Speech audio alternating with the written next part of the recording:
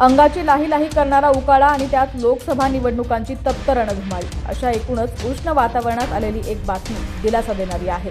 ही बातमी आहे पावसाच्या आगमनाची। शास्त्रीय तांत्रिक भाषेत बोलायचं तर मान्सूनची नैऋत्य मोसम पावसाची। साधारण मे महिन्याच्या मध्यावर मान्सूनच्या आगमनाचा एक अंदाज जाहीर होत असतो।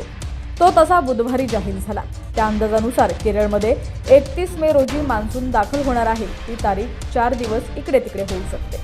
अर्थात मान्सूनच्या अंदाजाबाबत एक वाव नेहमीच ठेवला जातो। केरळमध्ये मान्सून आला की त्यानंतर 8-10 दिवसात महाराष्ट्रात त्याची पदचिन्हे उमटतात। हा एक ढुबळशीर रस्ता। त्यानुसार यंदा महाराष्ट्रात 9 ते 10 जूनच्या सुमारास ही पदचिन्ह उमटतील असा अंदाज आहे। महाराष्ट्रातील अनेक भागांमध्ये सध्या तीव्र पाणी टंचाई आहे। 2-2, 4-4 दिवसांत पाणी येत आहे।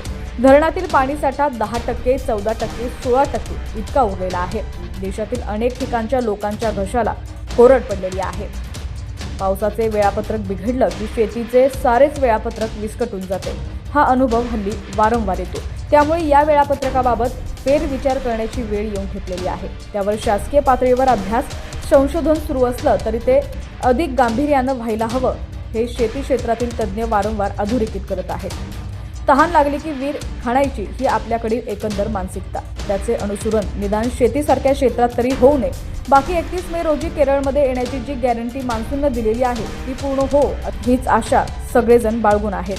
पावसाचे अपडेट्स दररोज पाहण्यासाठी HPN मराठी न्यूज चॅनलला सबस्क्राईब करा आणि बेल आयकॉनवर क्लिक करून नोटिफिकेशन्स मिळवा, जेणेकरून आमचे अपडेट्स लवकरात लवकर तुमच्यापर्यंत पोहोचतील।